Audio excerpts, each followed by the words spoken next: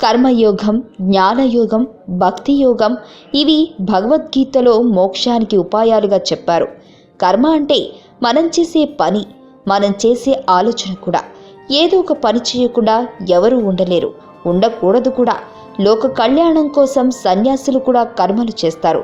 మనలో సత్యగుణం ఎక్కువగా ఉన్నప్పుడు మంచి పనులు చేయగలం. రజోగుణం ఎక్కువగా ఉన్నప్పుడు మంచి చెడు రెండూ చేస్తాం.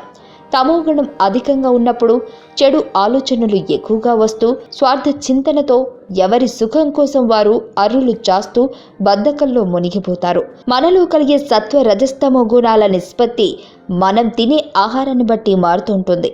అందుకే ఆహారం, విహారం, విచారం ఈ మూడింటి విషయంలో మనం జాగ్రత్త పడాలి. అయితే కర్మయోగం అంటే ఏమిటి? యోగం అంటే కలయిక, కలిగి ఉండడం, పొందడం, ఉపాయం, కూర్పు మొదలైనవి అర్థాలున్నాయి. మనం ఏదో ఫలితాన్ని ఆశించి ఒక పని చేస్తే అది కేవలం కర్మే అవుతుంది.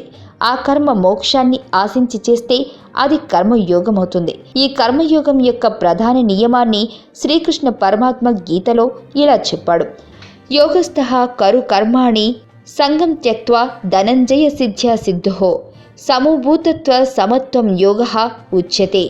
ఓ అర్జున, ఆసక్తిని విడిచి ఫలం పొందినప్పుడు పొంగిపోవడం, పొందనప్పుడు కృంగిపోవడం చేయక రెండిటిలోనూ సమానమైన మనస్సు కలిగి ఉండటమే యోగం. అయితే ఈ సూత్రాన్ని ఆచరణలో పెట్టడం ఎలా?